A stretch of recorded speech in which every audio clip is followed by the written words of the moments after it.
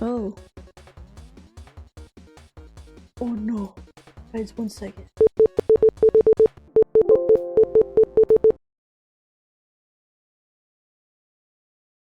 So I tried making a horror game in under 2 hours. I record, and then I'm just gonna start the timer. Start. Alright, bet.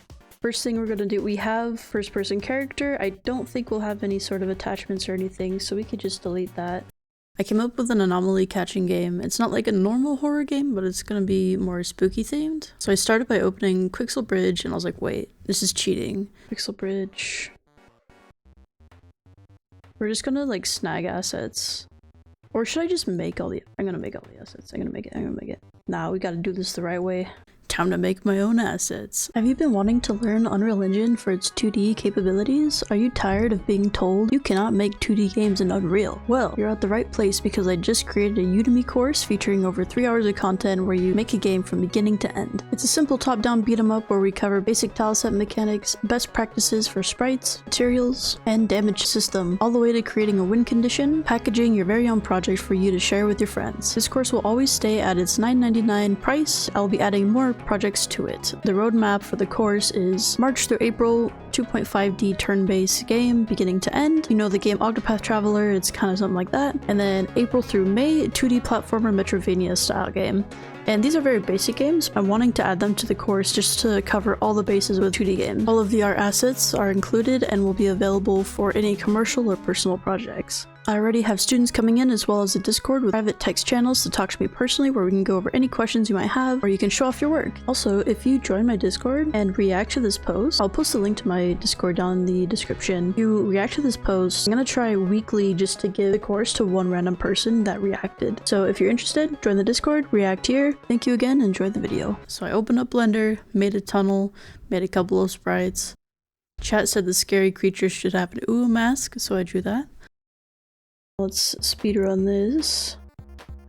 I think tunnel, let's see how it looks. I did see some clipping, but let's see if we can hide it. Oh yeah, perfect. It looks a little long. It might be too long. Yeah, that's too long. Okay, hold on. So I fixed the size of the tunnel and I kind of did a little bit of level design just to get like the basic setup ready. After that, I started setting up the player input and just basic mechanics for movement, and also created sprints.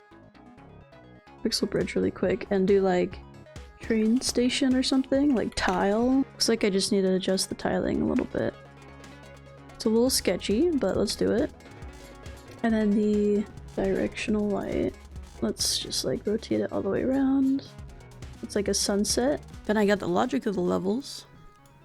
So I basically use level instancing in order to set this up. So I made like 4 different levels and then each one with a certain anomaly and then a normal one. And then I would just call it in the main level. But I created levels and I created logic to handle the room. So when there's no anomaly, then you gain a point, and if you went forward, there was an anomaly, you lost a point. So now it was time to draw the anomalies, and I made one painting, crosses for eyes. And then the anomaly version of it was just him, but like crying. And then the second one was a flower and just changing the color, the petals basically. Here I was just making like a flower pot for the flower. And there's this really cool plugin for Blender called One Click Damage, and then I just imported it into Unreal and then added the sprite, made the anomaly version with the different color petals, and there we go. We have 2 anomalies ready to go. My timer is up, so I'm like done. So let's go ahead and stop it. Control. But yeah, so this is what we have. This is what we did in an hour. We made the tunnel. We made the Uwu man.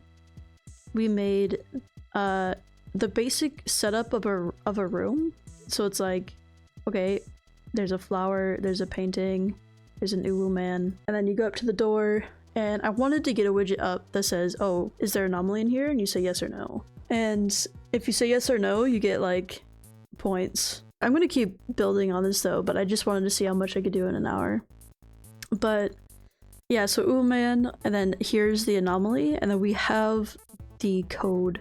So when you come up to it, it's like, yes, there's an anomaly in this room. And then now we continue. No, there's no anomalies in here. No, there's no anomalies in here. And then you just keep going. There. That's what we did in an hour. Let's go. So the first hour was up and I was super hyped on the progress. So on the second hour, I created the widget to ask the player if they wanted to continue or pass. So I think in this hour, we are going to get the widget to work. So I want that to work. So the second hour I spent just refining the code that I had and then making it so it was looping. I finished up the widget, so then when you push the button, it would say yes or no, and then you would be correct or false, and then if you're right or wrong, you would gain or lose a point based on if you found the anomaly or not. And yeah, most of it was just like coding this hour.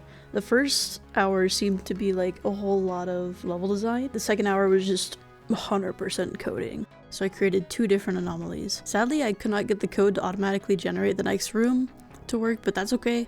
I made a win condition. So yeah, basically 6 minutes left. I was just cleaning up some last bits of code. I really wanted to try to squeeze in the randomness generating, like different, like so when you're in a room and you push the button, it spawns the next room. Sadly, I was way too tight on time, and then right when I was planning on setting that up, even though it was going to go over the 2-hour mark, this is what happened.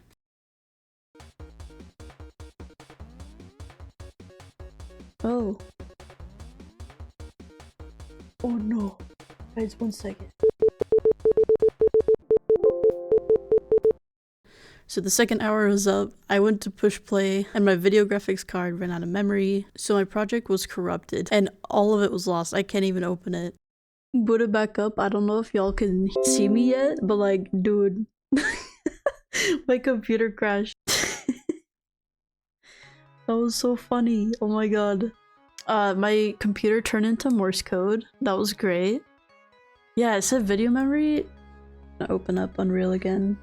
I hope the project didn't corrupt itself. That would be kind of sad. A lot of progress for 2 hours? Yeah, I think so too. I'm a little worried because it's stuck on like 75%. So I'm like, uh-oh. But I think it's okay. But it was a fun experience overall. It was such a good challenge. It was great for me to keep focused on what I needed to do and how I need to improve time management in the future. Sadly, I cannot revisit that project, so now should I try to make the same game in Godot?